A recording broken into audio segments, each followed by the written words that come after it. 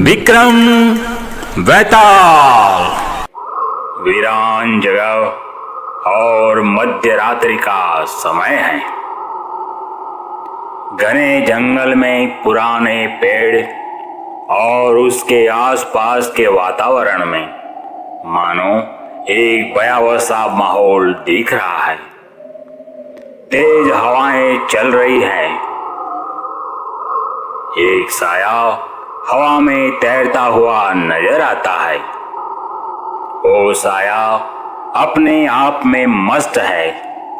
तभी दूर से किसी के पैरों की आहट सुनाई देती है। ऐसी सुनसान जगह जहां पर कोई इंसान आने की हिम्मत नहीं कर सकता, और अगर कोई आ गया तो डर के मारे अपनी जान गंवा बैठता है। ये स्थान है अग्निवीर वैताल का। जंगल के बीच में एक पेड़ पर उसका निवास है, और उस पेड़ पर खड़ा होकर दूर दूर तक वो देख रहा है। उसी समय बहुत दूर से किसी के पैरों की आहट सुनाई देती है।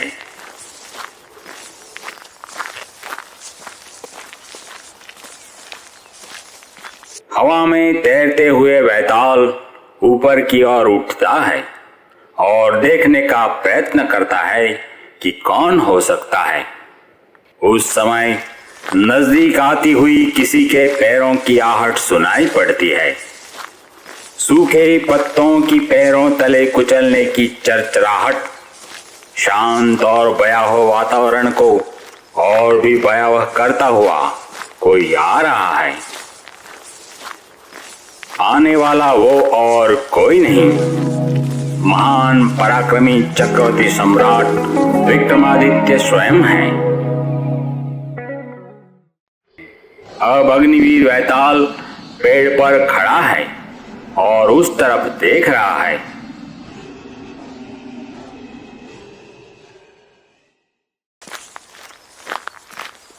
सम्राट विक्रमादित्य धीरे धीरे रास्ते पर आगे बढ़ रहे हैं।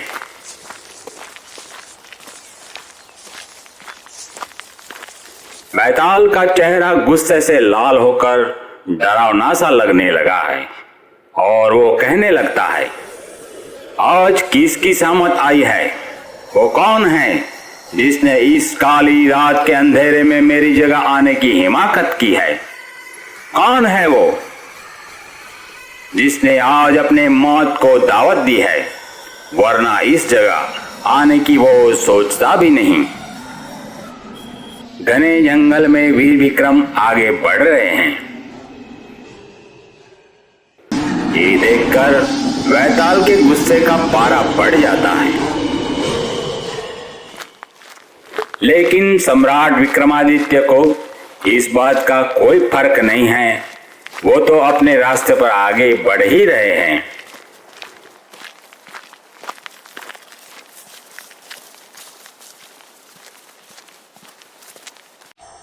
अब वैताल अपना रंग दिखाने लगता है,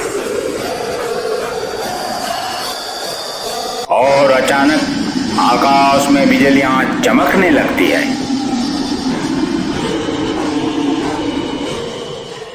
लेकिन सम्राट विक्रमादित्य के पैर रुकते नहीं।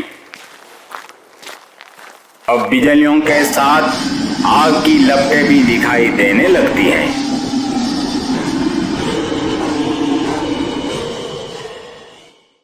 इन सभी का कोई असर सम्राट विक्रमादित्य पर नहीं होता है।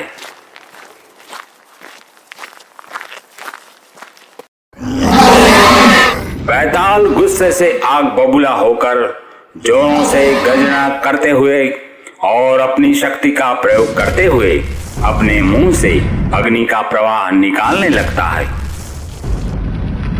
चारों तरफ उसके क्रोध से भरी आग की लपटें सब सुलगा रही है, और वहां का माहौल और भी भयावह बन जाता है। सम्राट विक्रमादित्य ये सब नजारा देखकर थोड़ी देर वहां रुक जाते हैं, और उनको पता चल जाता है कि मैं वैताल के स्थान पर आ चुका हूं।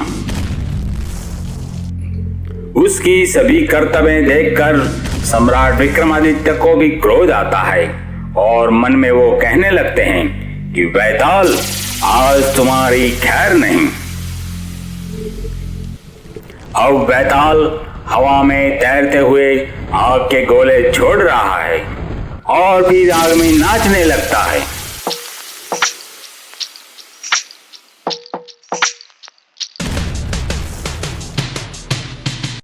ऐसे आग में किसी को नाचते हुए देखकर कोई भला जिंदा बच सकता है? लेकिन ये तो वीर विक्रम है और वो वैताल को जान चुके हैं, इसलिए शांति से उसका ये सब खेल देख रहे हैं।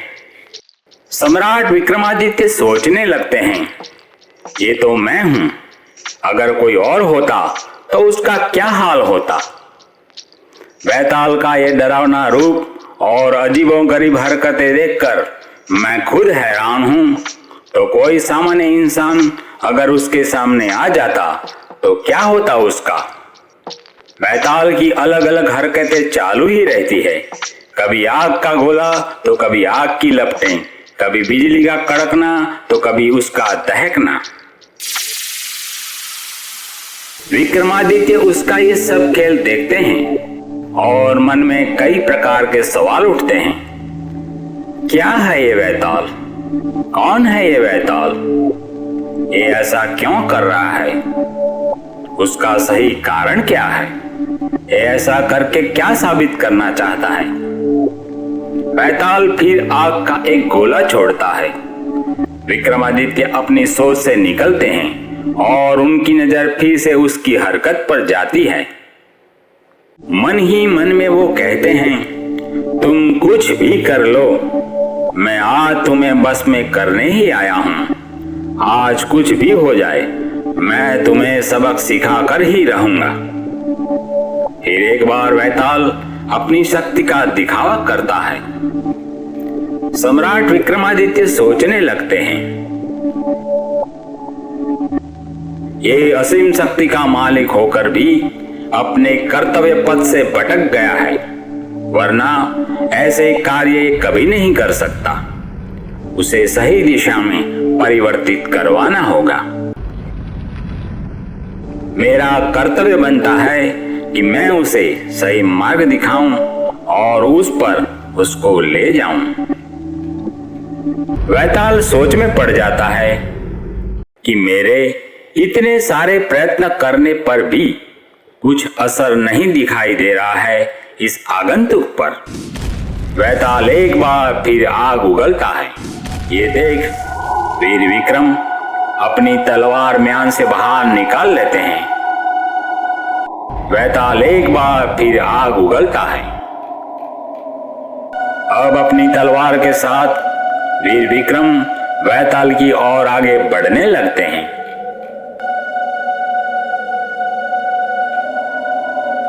सम्राट विक्रमादित्य जैसे नजदीक आते हैं, वैताल हवा में एक जगह से दूसरी जगह घूमने लगता है। फिर कहता है, ये तो अवंती के सम्राट विक्रमादित्य स्वयं है। आखिर वो दिन आ ही गया जिसका मुझे इंतजार था।